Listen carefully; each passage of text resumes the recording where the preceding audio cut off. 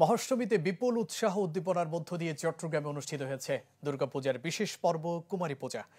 ঢাকের বাদ্য উলুধ্বনি আর শঙ্খের সুরে নগরীর শ্রী শ্রী রাধা গোবিন্দ ও শান্তনেশ্বরী মাতৃমন্দিরে পূজা অনুষ্ঠিত হয়। সনাতন শাস্ত্রমতে মাতৃভাবে কুমারী কন্যাকে জীবন্ত প্রতিমা কল্পনা করে জগৎ মাতার উদ্দেশ্যে শ্রদ্ধা নিবেদনই কুমারী পূজা। এই পূজার মাধ্যমে নারী হয়ে উঠবে পবিত্র মাতৃভাবাপন্ন। সনাতন ধর্মাবলম্বীরা মনে করেন নারীর প্রতি সম্মান আর সৃষ্টিকর্তার আরাধনায় কুমারী পূজার অন্তর্নিহিত শিক্ষা।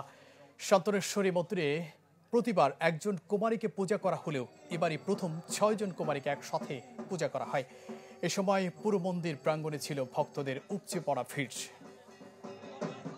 যুগে যুগে নারীরা অবহেলিত, এই পূজার মাধ্যমে নারীদের নিজেদের শক্তিকে আমরা নিজেরাই প্রতিষ্ঠিত করি।